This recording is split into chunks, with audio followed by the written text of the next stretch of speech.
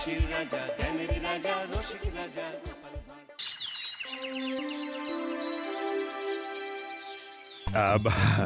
এই অনেকদিন ধরেই তোমাদের একটা কথা বলবো ভাবছিলাম। আগে কি মহারাজ?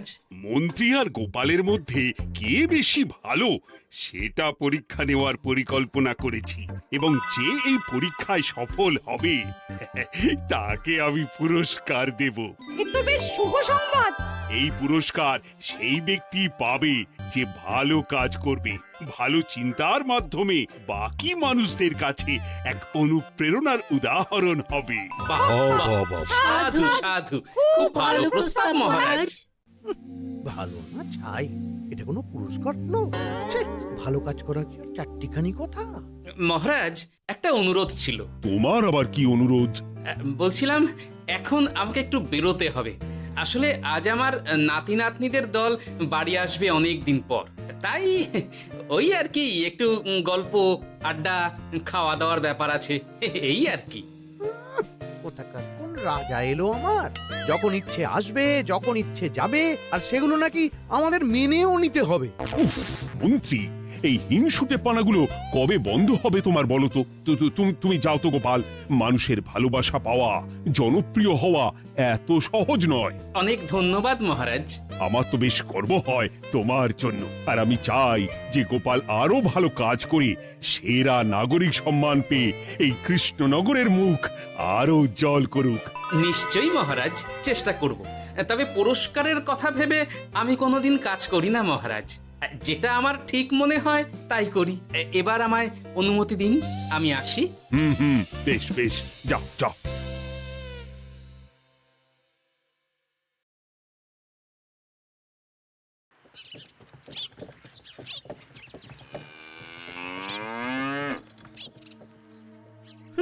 সেরা নাগরিক সম্মান সেটাও নাকি পাবে ওই গোপাল। বাবা, মহারাজের কি আদিক্ষেতা গোপালের প্রতি, দেখেও গা জ্বলে যায়। ও কি একাই আছে নাকি যে বেশি জনপ্রিয়? আমিও হব। হ্যাঁ, কি করি কি করি? যাই, একটু গোপালের বাড়ি উঁকি মেরে দেখে আসি যে কি এমন মহান কাজ করে।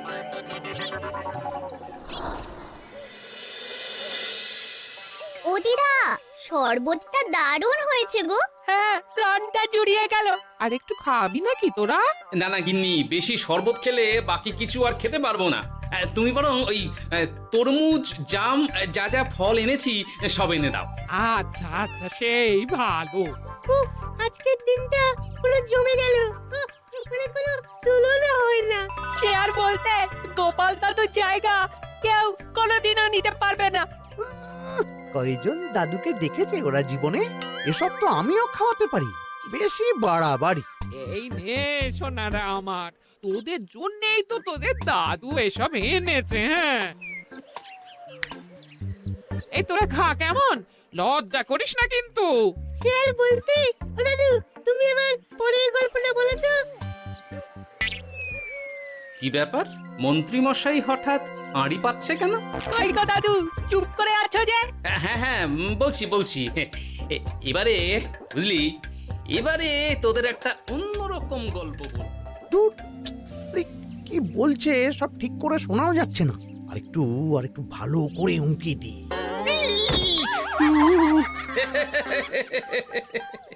কি মন্ত্রী মশাই, ধরা পড়ে গেলেন তো? ওই জন্যই বলে অতি কৌতূহল ভালো নয়। কিসের কৌতূহল শুনি? কিসের কৌতূহল? তুমি কি ভাবছিলে যে আমি আড়ি পাচ্ছিলাম? মোটেই না। আমি একটা দরকারি জিনিস খুঁজতে খুঁজতে ভুল করে চলে এসেছি এখানে। হ্যাঁ। আপনি কত ধরনের ভুল করতে পারেন সেসব আমার জানা আছে মন্ত্রী মশাই। এখন আমি সব আপোষ করে নিচ্ছি। এরপর এমন হবে যে লোকে তোমাকে পাপোশ করেও পুজবে না। না, কেমন যেন ঠ্যাস মেরে কথাগুলো বলে গেলে মনে হচ্ছে। মন্ত্রী মশাই অমন করে রেগে গেলেন কেন গোপাল দাদু? আমিও তো সেটাই ভাবছি রে। যাকে সেসব বাদ দে, নে আমরা বরং গল্পে ফিরি। সেই ভালো।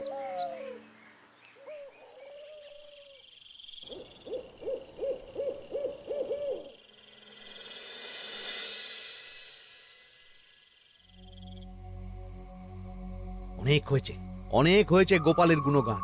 এবার থেকে আমিও এমন কিছু করব যাতে আমি গোপালের থেকেও বেশি জনপ্রিয় হই, কিন্তু তার জন্য গোপালের কাজকর্মের ওপর একটু নজর রাখতে হবে।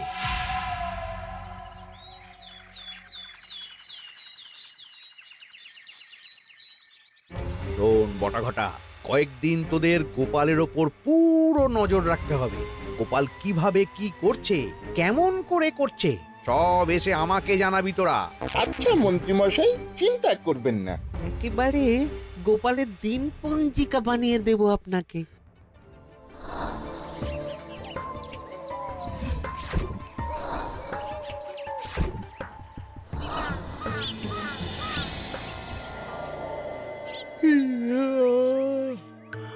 ওহ, দুপুরের ঘুমটাও একটু ঠিক করে ঘুমোতে দিবি না রে তোরা? কি হয়েছে বল। আগে মন্ত্রীমশাই আপনিই তো বলেছিলেন। ঠিক আছে ওহো, বল কি হয়েছে। দেখে যা বুঝলাম গোপাল বড় উদার, পরোপকারীও। সে কাউকে ঠকায় না, আর নিজেও ঠকে না। হ্যাঁ, সবাই তাকে খুব ভালোবাসে। হয়েছে বুঝেছি, এবার থাম তো। গোপাল পরোপকারী? হাহ, এতদিন ও ছিল, কিন্তু এবার আমার পালা।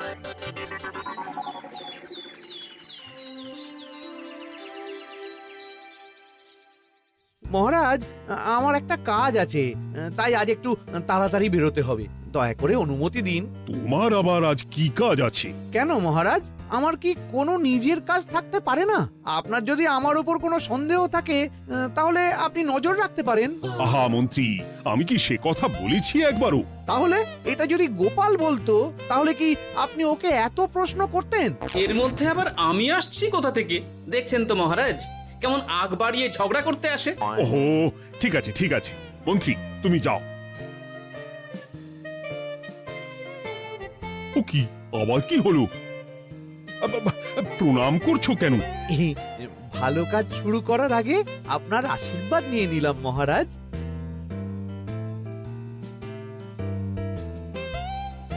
কিছু কি বুঝলেন মহারাজ? না, কি ব্যাপার বলো তো? কি সব ভালো কাজ শুরু করার কথা বললো শুধু? সেটাই তো, থেকে থেকে কি যে হয় বুঝি না।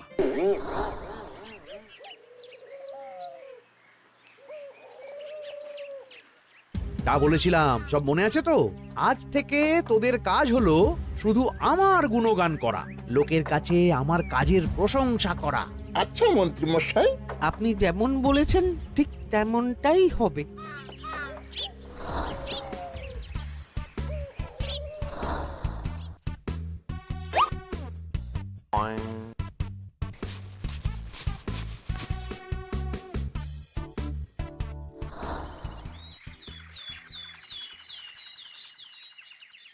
সত্যি কথা, মন্ত্রী মশাই মতো আর ভালো মানুষ হয় না। ওনার মন অনেক বড়। সে আর বলতে। বরাবরই তো খুব বড় মাপের মানুষ। আরে আরে গোপাল দাদা, আরে কোথায় চললে? এই রাজসভায়। ও মা, তাহলে তো তোমার সাথে মন্ত্রী মশাইয়েরও দেখা হবে। হবে বই কি? বাহ বাহ বাহ বাহ, তাহলে তুমি একটু ওনাকে আমার গিন্নির তরফ থেকে ধন্যবাদ জানিয়ে দিও। গতকাল উনি আমাদের অনেক সাহায্য করেছিলেন কিনা। সাহায্য? মন্ত্রী মশাই? আচ্ছা, ঠিক আছে।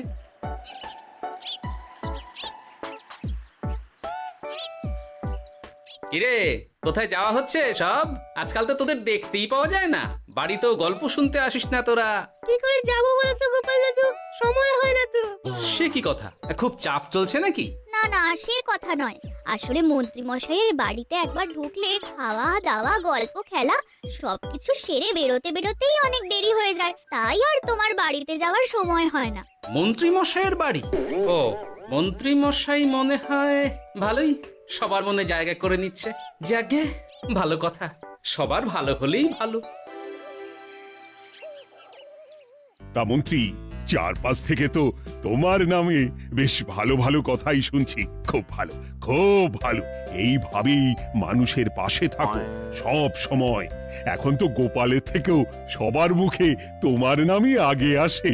বেশ হয়েছে, এটাই তো চাইছিলাম। গোপালকে ছাপিয়ে গেল মন্ত্রীর কাজ, সকলের মুখে তাই ওর নাম আজ। ও কি গোপাল, তুমি এত চুপচাপ কেন? সবাই এখন আমায় বেশি ভালোবাসে, এতে কি তোমার কোনো অসুবিধা হচ্ছে গোপাল? অসুবিধা?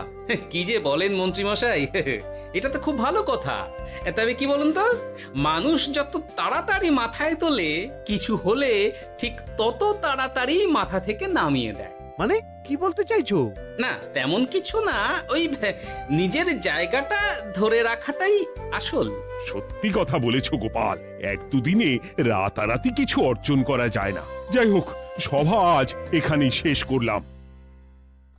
না, এখন আর কারোরই আমাকে প্রয়োজন নেই মনে হয়। সবাই তো মন্ত্রীমশাইয়েরই জয়গান করছে, তবু যেন কেমন খটকা লাগছে আমার। ধুর, এত ভেবে কাজ নেই, ভোলা ময়রার দোকান থেকে বরং কটা রসগোল্লা কিনে নিয়ে যাই। কই গো, আমাকে গোটা 10 রসগোল্লা দাও তো। রসগোল্লা তো হবে না। কি হবে না? এই তো সামনে রাখা দেখতে পাচ্ছি। ওগুলো ওই মন্ত্রী মশাইয়ের জন্য রাখা আছে।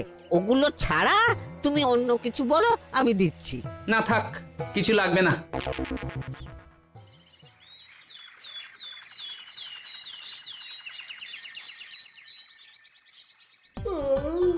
ও কি গো, বলি কত বেলা হয়ে গেল, তুমি এখনো রাজসভায় গেলে না?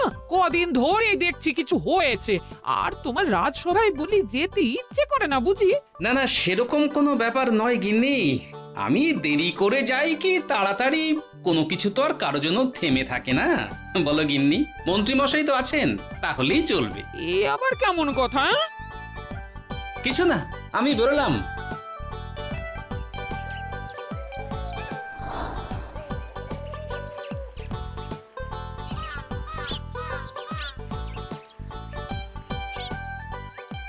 কিরে, তোরা সব এখানে দাঁড়িয়ে কেন?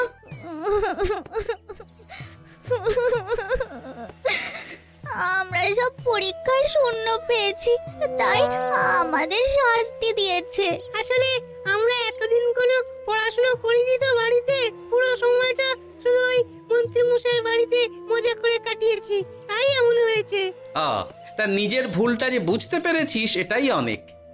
এই কারণেই বলে নিজের কাজ নিজেকেই করতে হয়, বুঝলি? এরপর মন দিয়ে পড়াশোনা করবি, সব ঠিক হয়ে যাবে।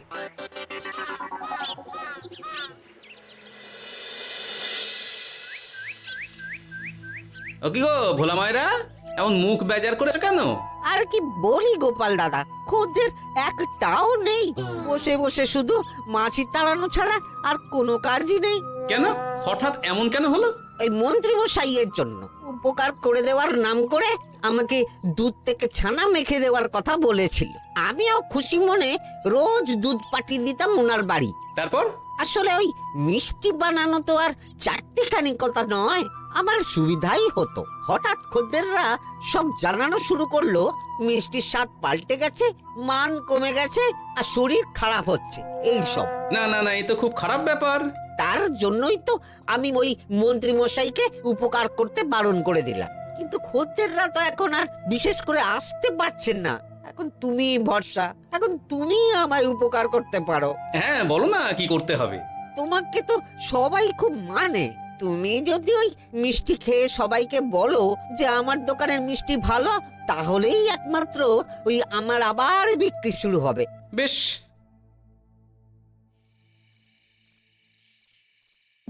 শোনো শোনো, তোমাকে না একটা কথা বলার আছে। কি কথা? তুমি ভালো মানুষই করছো, তাতে তোমার লাভ, আমার কি লাভ আছে তাতে? মানে তোমার আবার কি চাই? সোনার গয়না, আমার একটা নতুন সোনার হার চাই। হ্যাঁ, না দিলে কিন্তু আমি চলে যাব। ওই দেখো, আচ্ছা ঠিক আছে ঠিক আছে, দেবো। ও মা, তাই? সত্যি তুমি খুব খুব ভালো। আমি তোমাকে যতটা কিপটে ভাবতাম, তুমি ততটাও কিপটে না। না গিন্নি, তোমার গয়না আমি গড়াবো, কিন্তু খরচ আমি করব না। যাকে বলে মাছের তেলে মাছ ভাজা। সে আবার কি করে সম্ভব? তুমি দেখোই না।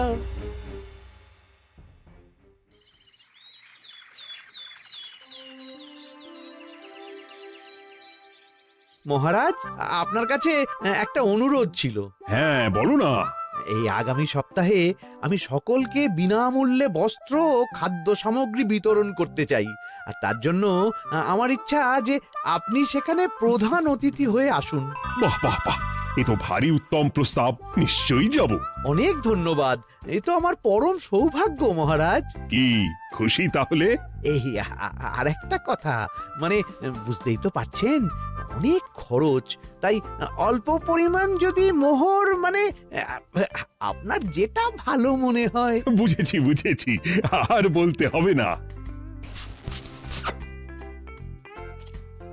আপনি মহান মহারাজ, আজকে বুঝতে পারলাম আপনি সকলকেই সমান চোখে দেখেন। কি হয়েছে গো, তোমরা সকলে এখানে? বড় বিপদে পড়ে এসেছি গো দাদা। কি হয়েছে একটু খুলে বলো দেখি। মন্ত্রী মশাইয়ের অতি উপকারের ঠেলায় আমাদের সকলেরই বড় সমস্যা দেখা দিয়েছে। প্রথম বুঝতে পারিনি, কিন্তু এখন বুঝতে পারছি। দয়া করে কিছু একটা করো গোপাল দাদা। বুঝলাম, ঠিক আছে, আমি দেখি কি করতে পারি। যা বুঝছি, কিছু একটা করে মন্ত্রীমশাইয়ের উপকার থেকে সকলকে বাঁচাতেই হবে। কিন্তু কি করি পেয়েছি উপায়। সামনেই বস্ত্র ও খাদ্য সামগ্রী বিতরণের অনুষ্ঠান করবে বলেছে না? ওটাতেই কিছু একটা করতে হবে। যা বললাম তাহলে বুঝলি তো? ভালো করে মন্ত্রীর উপর নজর রেখে আমাকে সবটা জানা। হ্যাঁ গোপাল দাদু, কোনো চিন্তা করো না, মন্ত্রী মশাইয়ের আসল রূপ সামনে আসবেই।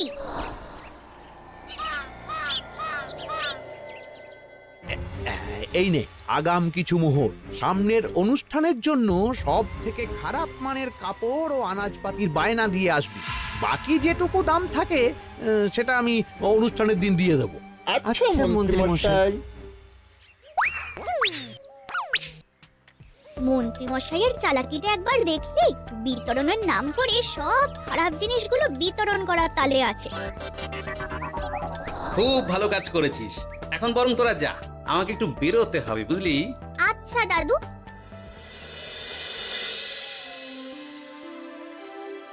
তুমি সত্যি বলছো গোপাল? এত বড় বিশ্বাসঘাতকতা! আমার থেকে মোহর নিয়ে, আমার হাত থেকে উপহার নিয়ে আমার প্রজাদেরই ঠকানো। এখনই তাহলে ওই মন্ত্রীকে ডেকে এনে শাস্তি দেওয়া হোক। না মহারাজ, মন্ত্রী মশাই যে শুধু আপনাকে ঠকিয়েছে তা নয়, মানুষের ভালোবাসারও দাম রাখেনি। সবকিছু সবার সামনে হোক। মন্ত্রী মশাইকে কি করে ফাঁদে ফেলতে হয় সে ব্যবস্থা আমি করে ফেলেছি মহারাজ।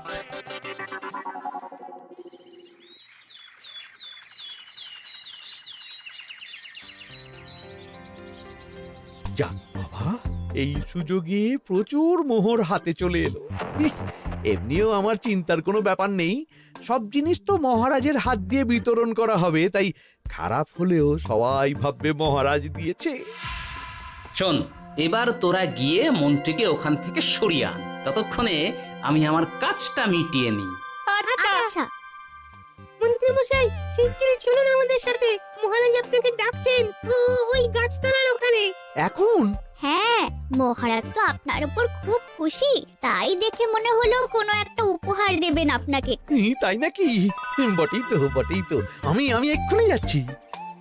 এবারে জমবে মজা।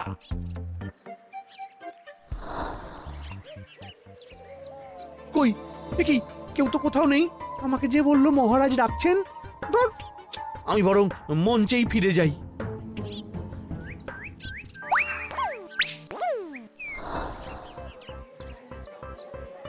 মন্ত্রী মশাই, আমরা চলে এসেছি।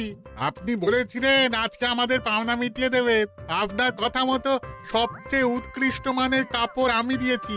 হ্যাঁ মন্ত্রী মশাই, আমিও একদম ওই টাটকা শাকসবজি, মাছ, মিষ্টি সব দিয়ে থলি ভরিয়ে দিয়েছি। এবার দামটা মিটিয়ে দিন। দুজনের মিলিয়ে হয়েছে ওই 1000 মোহর। বাহ মন্ত্রী বাহ, তুমি এত ভালো ভালো জিনিস বিতরণ করছো, ওহ, আমি তো বিশ্বাসই করতে পারছি না। মোটাই না, আমি অত দাম দিতেই পারবো না। আমি তো ভালো জিনিস দিতে বলিনি, আমি বলেছিলাম সব থেকে খারাপ জিনিসগুলো দিতে। কি বললেন মন্ত্রী মশাই? এই রে, এই ধরা পড়ে গেলাম মনে হয়। তোমার এত বড় সাহস! তুমি আমার রাজ্যে থেকে এইভাবে মানুষকে ঠকাবে? আমায় ক্ষমা করে দিন মহারাজ, আমি ইচ্ছা করে এমন করিনি। আর আমি কোনো কথা শুনতে চাই না। উপকারের নাম করে তুমি আমার প্রজাদের যা অপকার করেছো সব আমি জানি। তোমাকে শাস্তি পেতেই হবে। প্রহরী, বন্দি করো মন্ত্রীকে। মহারাজ, আর হবে না, আর হবে না মহারাজ, আর হবে না। ওই জন্যই বলে যেমন কর্ম তেমন ফল।